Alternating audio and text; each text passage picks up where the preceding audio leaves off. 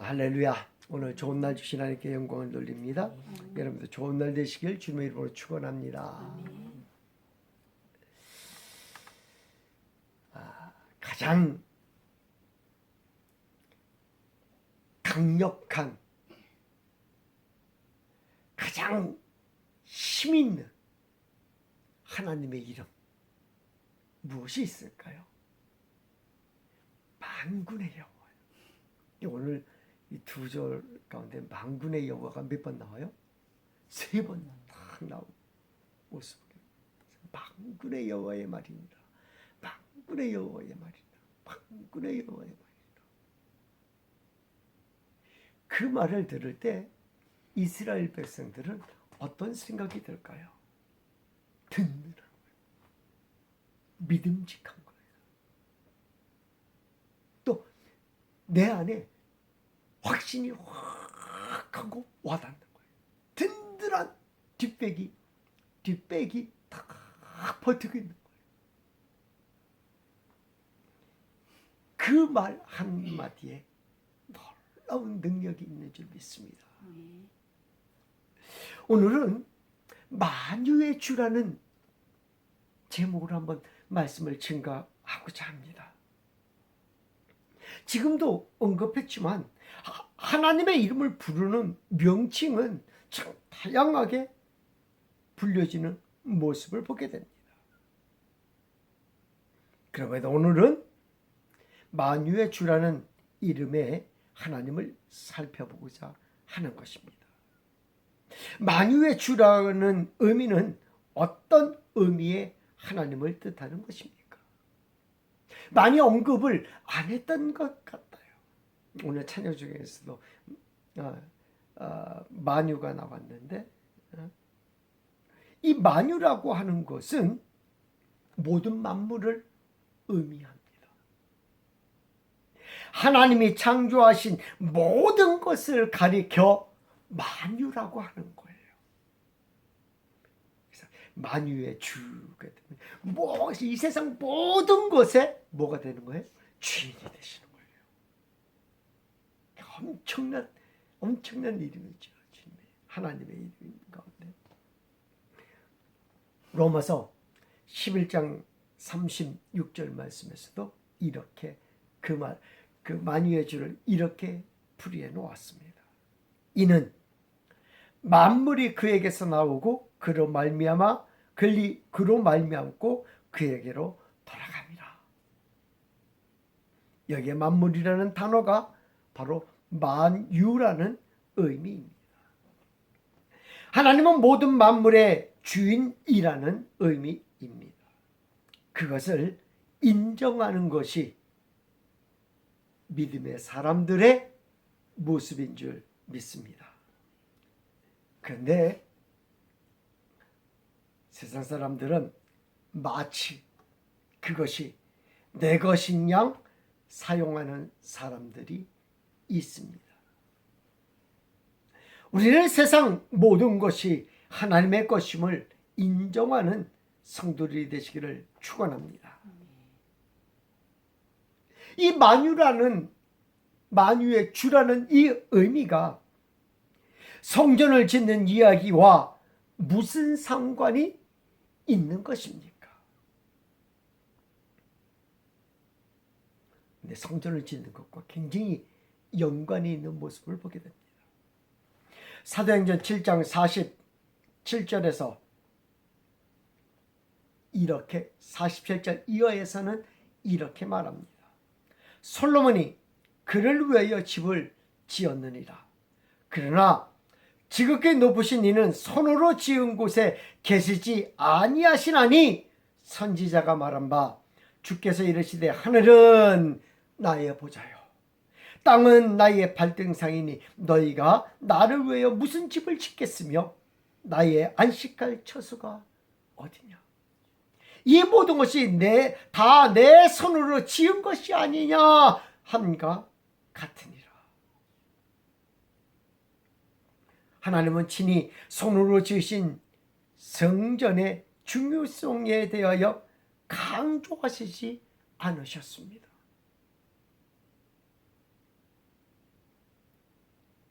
왜냐하면 하늘의 부자도 하늘은 나의 부자요, 땅은 나의 발등상이기 때문이었습니다. 온 세상에 계신 하나님이시기 때문에 어디 한 군데 성전에, 사람의 손으로 지은 성전에 하나님 여기 계십시오. 아니, 온 세상이 다 내 세상인데 여기만 계십시오. 이 모습은 하나님 모습과 맞지 않는다라고 생각을 해서였을 것입니다. 성전을 짓는데 사람들은 그렇게 생각합니다. 온갖 것을 갖추어서 짓고자 했던 지난 모습들을 우리들이 살펴보았습니다. 16년 동안 이스라엘 백성들은 뭔가 있어야 성전을 짓지요 라고 했던 모습을 보게 됩니다. 그러나 하나님이 요구하시는 것은 성전은 그렇게 짓는 것이 아니라는 것을 이야기해 주고 있는 것입니다. 성전은 우리가 이미 살펴보았듯이 나팔절을 지내고 대속절을 지나고 초막절을 지내야만 지을 수 있는 것임을 알려주셨습니다. 그래도 사람들이 염려합니다. 어떻게 그것만 가지고 성전을 지을 수 있느냐는 거예요. 하나님 생각해 보세요. 어떻게 그것만 가지고 성전을 지을 수 있습니까? 초막절을 보내면 건물이 올라갑니까? 대속죄일을 지내면 건물이 세워지는 것입니까? 벽돌을 하나 쌓을 수 있는 것입니까? 아니면 그 위에 돌을 올려놓을 수 있는 것입니까? 나팔절을 보내면 성전의 기둥이 저절로 딱 하고 세워지는 것입니까? 야긴과 보아스의 성전의 두 기둥이라고 했는데 그 기둥이 저절로 생기는 것입니까? 아닙니다. 성전의 기둥은 돌기둥이요, 벽은 벽돌로 지어야 합니다. 건물을 지을 때 나무도 필요하고요, 또 인품도 들어야 하는 것입니다. 이 모든 것을 이루기 위하여 무엇이 필요하다고요? 금과 은이 필요합니다. 하나님. 그런데 이런 것 없이 지으라고요? 어떻게 짓습니까? 어떻게 짓습니까? 하나님 그렇게 말씀하시니 금도 내 것이요 무엇도 은도 내 것이니라.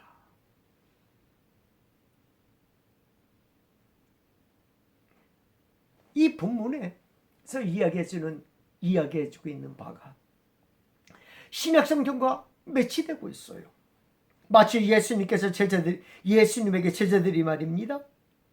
헤롯 성전을 보여주었을 때 예수님은 너희가 성전을 헐라라고 얘기합니다. 내가 3일 만에 일으키리라 라고 말씀하셨을 때 많은 사람들과 제자들까지 염려합니다.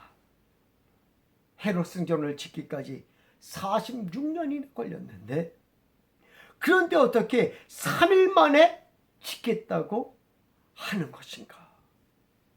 라면서 제자들은 염려하고 그 소리를 들은 유대인들은 뭐합니까? 비웃습니다. 사람들은 이해하지 못합니다. 어떻게 성전을 짓는다는 것인지 이해하지 못합니다. 하나님은 은도 내 것이요 금도 내 것이라고 하지만 그것이 말처럼 쉽지 않습니다. 만약에 하나님의 것이니 옆집 사람한테 딱 가가지고 말입니다. 은과 금을 달라고 하면 옆집 사람이 주겠습니까? 하나님의 성전을 짓겠다고 하면 주겠습니까? 하나님의 것이니 하나님이 당신에게 맡겨놓은 것이니 달라고 하면 주겠습니까?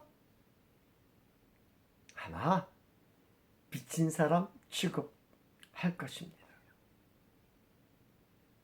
여러분, 성전을 지어본 솔로몬은 어떠했을까요? 솔로몬도 다윗이 돕지 아니었으면 그 성전을 짓는데 7년 6개월이 아닌 더 오랜 세월을 걸쳐서 지었을 거예요. 다윗이 다 준비해 주었는데도 불구하고 몇 년이 걸려요? 7년 6개월이에요. 7년 6개월. 다른 나라의 왕과 일꾼들이 돕지 않았으면 더 오래 걸렸을 것입니다. 헤롯 선정이 몇 년 걸렸듯이 46년 걸렸듯이 말입니다.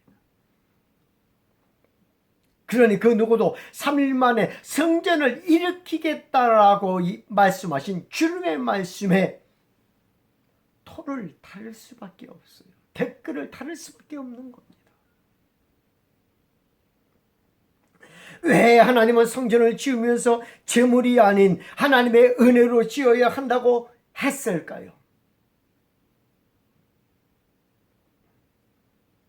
본문 9절 말씀에 이 성전의 나중 영광이 이전 영광보다 크리라. 만군의 여호와의 말이니라. 성전은 영광과 관련되어야 한다는 것입니다. 여러분, 영광은 제물로 되어지는 것이 아닌 줄 믿습니다. 영광은 금과 은으로 짓는 것이 아닌 줄 믿습니다. 3절에서도 너희 가운데 남아있는 자 중에서 이 성전의 이전 영광을 본 자가 누구냐?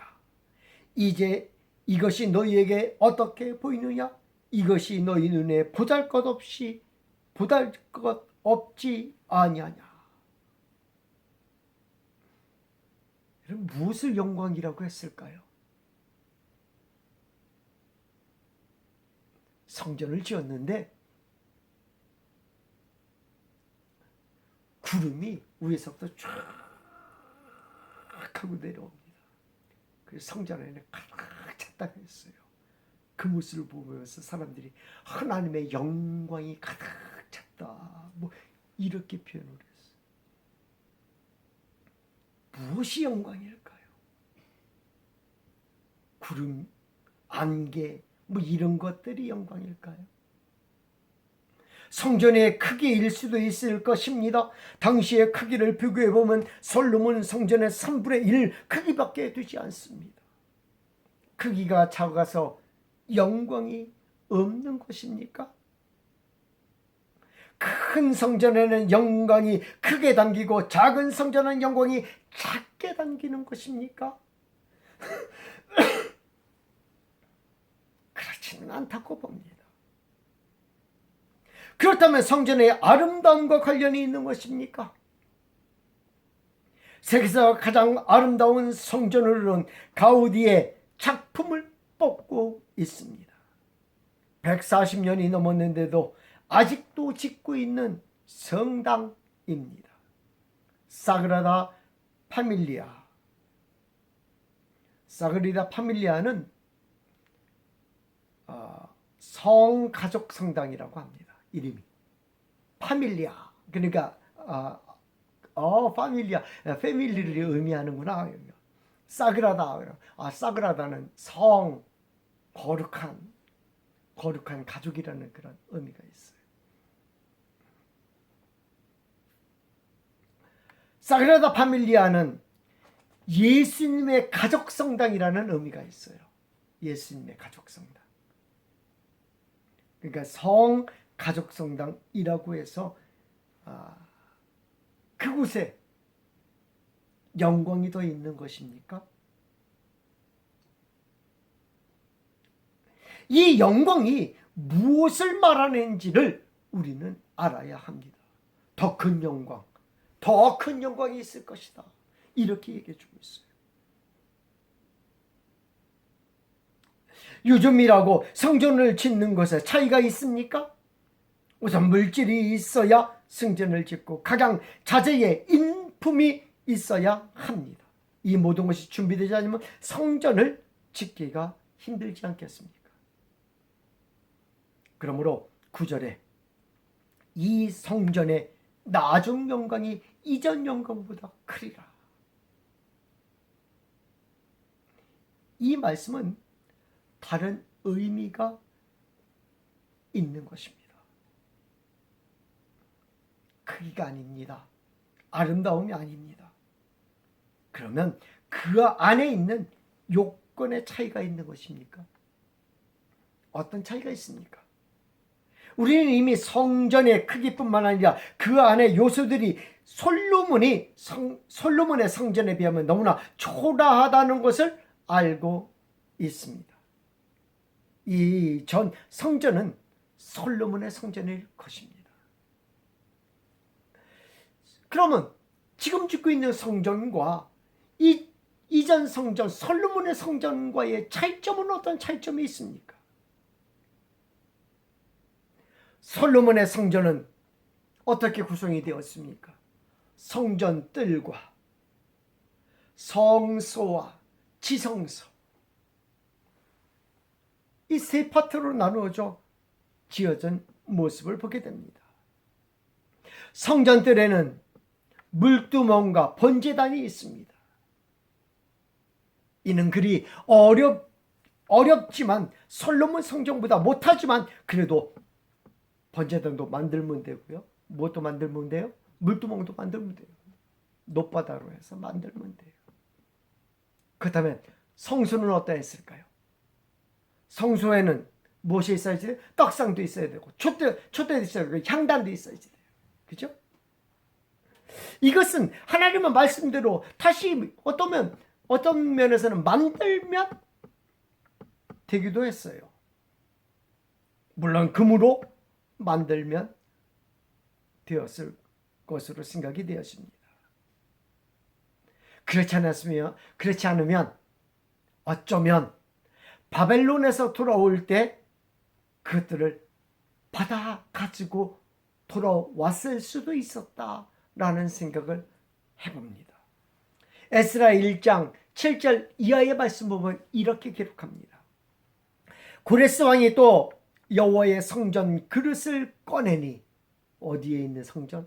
여호와의 성전에 있는 그릇들을 느부갓네살 창고에서 다 꺼낸 거예요. 다 싸는, 자기들이 쓰지도 않고 다 싸는. 벨사살 왕이 한번 그거 썼다가 어떻게 됐어요? 그 바로 죽고 말았잖아요. 그러니까 그것을 건들지 않고 그냥 창고에 그냥 다 싸놨던 거예요. 바사왕 고레스가 창고직이 미드르닷에게 명령하여 그 그릇들을 꺼내어 세워서 유다 총독 세스바살에게 넘겨주니 그 수는 금접시가 30개요, 은접시가 1000개요, 칼이 29개요, 금대접이 30개요, 그보다 못한 은대접이 410개요, 그 밖에 그릇이 1000개이니 금, 은 그릇이 모두 5400개라. 사로잡힌 자를 바벨론에서 예루살렘으로 데리고 갈 때에 세스바살이 그 그릇들을 다 가지고 갔더라. 그 안에 촛대와 그 떡상과 향단 이런 것도 들어오지 않았겠는가, 그런 추측도 해봅니다. 고레스 왕이 주었던 물건 중에 중요한 물건들도 함께 들어 있었지 않겠는가 생각이 되었습니다. 이게 성소에 있는 기물들하고 여러 가지 밖에서 쓰는 기물들이에요. 근데 문제는 지성소에 문제가 있습니다. 지성소 안에는 무엇이 들어갑니까? 속죄소가 있어요. 속죄소 안에는 무엇이 있어요? 법궤가 있어요. 법궤가 있어요. 어떤 면에서 속죄소도 문제없이 만들었을 것 같아요. 속죄소도. 어떻게 만들어요? 그 당시 지금 추측한데 천사의 모양, 천사 스랍의 모양이라고 나온 그 모양대로 이렇게 만들었을 것 같아요. 금으로. 그런데 속죄소 아래에 뭐가 문제예요? 법궤가 문제예요. 법궤 안이 또 법궤가 문제고 법궤 안에 물건이 문제예요. 만약에 법궤를 만들었다면 법궤 안에 물건이 문제예요. 법궤가 중요합니까? 그 안에 물건이 중요합니까? 안에 물건이 중요해요. 왜 법궤예요? 왜 법궤예요? 하나님의 법이 들어있다 해서 법궤예요. 하나님의 법이 들어있다 해서 법궤예요.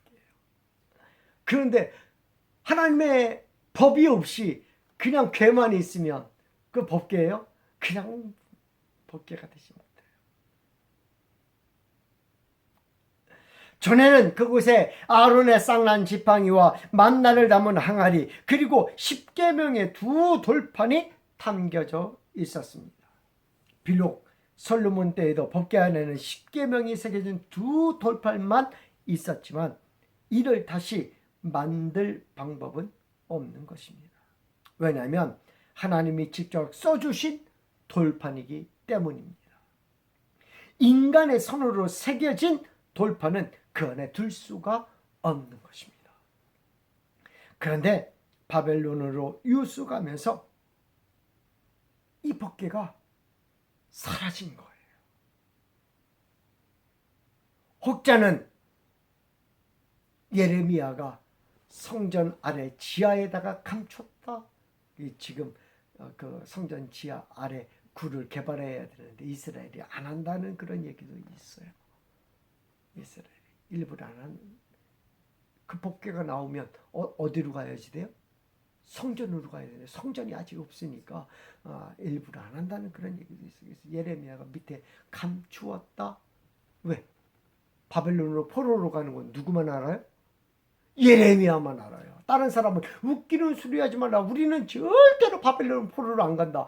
우리가 의지해서라도 우리는 견딜 것이다. 하나님이 우리 백성들을 보호해 주실 것이다. 라고 철저하게 그들은 믿고 있었거든요. 근데 누구는?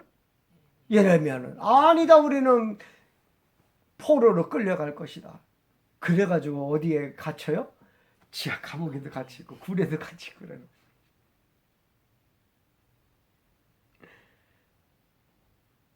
예레미야가 감추었을 것이다 라고 생각하는 사람도 있습니다. 바벨론으로 유수를 떠나면 법궤가 훼손될 가능성이 있어서 이를 알고 있는 예레미야가 바벨론 포로 당시에 감추어 버렸다는 것입니다. 또 어떤 혹자는 아예 처음부터 법궤는 없었다고 이야기하는 사람도 있어요. 아예 처음부터 법궤가 없었대요. 언제부터? 솔로몬 때부터. 솔로몬이 시바 여왕에게 선물을 주었다고 했는데 그 선물들 가운데 법궤도 있었다고 하는 것입니다. 전설에 의하면 에티오피아의 악숨에 숨겨두었다고 합니다. 에티오피아의 악숨에 숨겨져 그 동굴 속에 동굴 교회에 숨겨져 있는데 거기는 아무도 못 들어간대요. 거기는 아무도 못 들어간대요. 사제들만.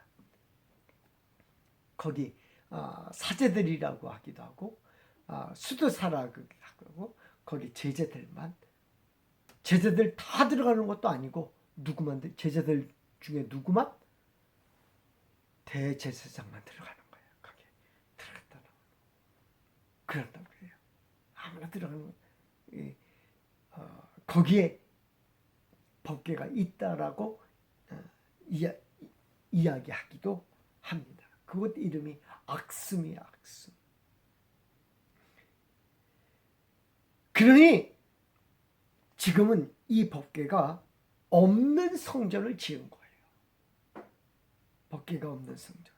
그래서 영광이 전부다 못하다라고 얘기하는 거예요. 영광이 전부다 못하다.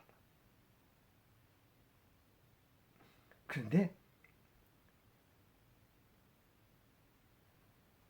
영광이 없습니까? 이곳에 하나님의 영광이 나타난 곳이었습니다. 이곳에 하나님의 은혜가 나타난 곳이었습니다. 그런데 이 영광이 없는 것입니다. 그러면 성전의 요건이 성립되지 못합니다. 그러면 성전을 이룰 수가 없는 것입니다. 솔로몬의 성전을 지을 때 그곳에 하나님의 영광이 가득했다라고 성경은 말해주고 있습니다. 열왕기상 8장 9절 말씀에 그 궤 안에는 두 돌판 외에 아무것도 없으니 이것은 이스라엘 자손이 애굽 땅에서 나온 후 여호와께서 저희와 언약을 맺으실 때 모세가 호렙에서 그 안에 넣은 것이더라. 제사장이 성소에서 나올 때에 구름이 여호와의 성전에 가득함에 제사장의 그 구름으로 말미암아 능히 서서 섬기지 못하였으니 이는 여호와의 영광이 여호와의 성전에 가득함이었더라. 이전 영광은 모든 이의 부름을 사는 성전이었던 것입니다. 근데 하나님의 성전은 그곳에 이전 영광인 법궤보다 더 큰 영광이 있을 거라고 이야기해주고 있는 거예요. 학계가 이렇게 얘기하는 거예요. 너희가 이전 영광을 봤느냐? 이전 영광 봤죠. 법궤가 있을 때 구름이 하늘에서 내리고 얼마나 영광이 있었던지 대제사장이 하나님을 제대로 그 앞에서 섬기지 못했습니다. 그 영광을 너희들이 아냐?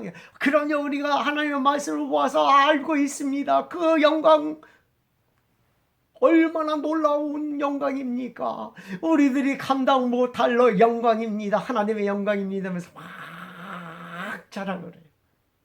학계가 이렇게 얘기해요. 그 영광보다 훨씬 큰 영광이 있을 것이다. 언제?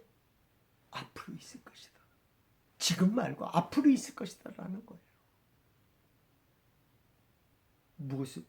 무엇을 얘기해 주고 있습니까? 이렇게 얘기해 주세요. 하나님은 그곳에 이전 영광인 법궤보다 더 큰 영광이 있을 것이라고 합니다. 이 영광은 하나님이 주신 보배로 채우게 됩니다. 이 영광은 지금까지 영광과 비교할 수 없는 영광이 될 것입니다. 왜냐하면 이곳에 하나님의 평강을 주실 것이기 때문입니다. 이 평강은 이전의 성전에서는 보지 못하던 평강입니다. 바로 예수 그리스도를 통한 하나님의 보배인 예수 그리스도를 통한 성전을 통하여 우리에게 주시는 평안인 줄 믿습니다. 이 평강은 하나님의 평강이요. 그 평강이 우리들 가운데 차고 넘치기를 주님의 이름으로 축원합니다. 기도하겠습니다.